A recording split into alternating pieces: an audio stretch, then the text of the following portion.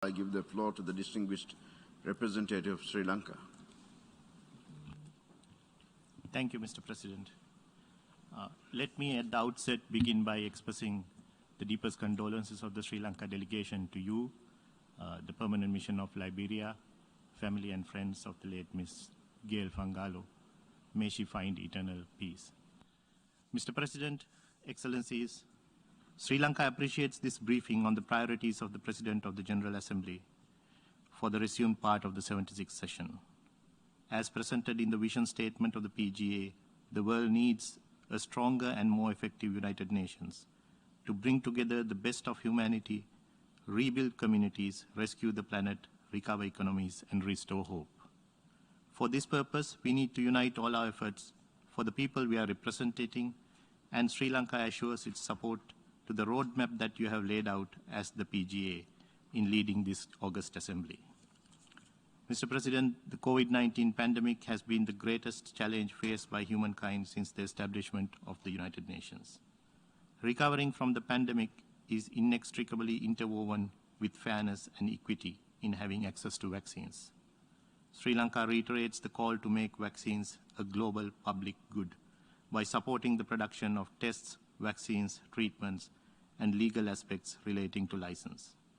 A sound and a coordinated health response is crucial to overcome the socio-economic impacts of the pandemic.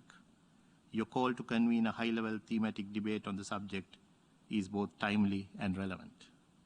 As we recover and hopefully build back better from this pandemic, it is imperative that we do so sustainably, greener and bluer, in line with the 2030 Agenda for Sustainable Development, by responding to the multifaceted needs of the planet arising out of climate change.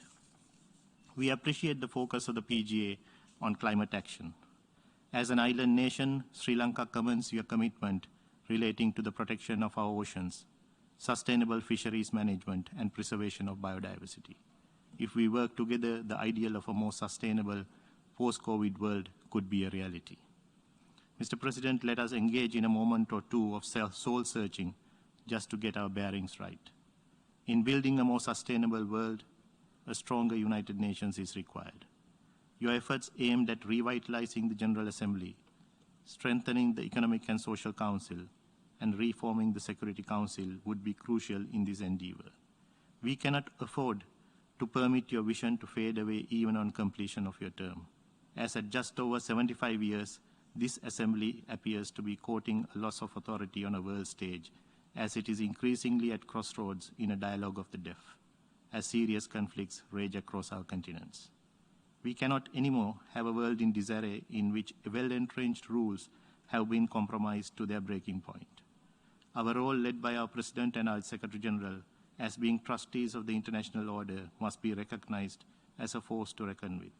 It cannot be seen to be marginal, facing unprecedented challenges by the related phenomena of transnational actors, new technologies, climate change, the intractable internal conflicts. It is more critical than before for the principal powers to develop widely supported multilateral responses. As we have experienced before, the UN has the capacity to shape international law, practice, and norms in remarkable ways. As global security concerns become complex by the day, more than often reaching beyond national boundaries, it is more important than before that the law of global security be driven by multilateral institutions that have gained the capacity of being recognized as being effective. We must exploit your presidency of hope in the new normal that presents a window of opportunity by addressing the slow pace of addressing new challenges.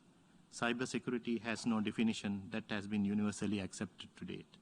The risk of biological engineered pandemics are available to a growing number of groups. The new risk in artificial intelligence, climate change, the use of outer space appear to outpace our capacity for collective action. Mr. President, we must appreciate how fragile we are. Your presidency of hope presents to us the dream of rising from our failures to develop, innovate, and evolve as we humans have done before. Sri Lanka looks forward to the successful delivery of these objectives through inclusive, equitable, and transparent consultations with the member states. In conclusion, Mr. President, let me reiterate Sri Lanka's unwavering support to you in achieving these targets during this resumed part of the 76th session of the General Assembly. Thank you, Mr. President. I thank the distinguished representative of Sri Lanka, and now I give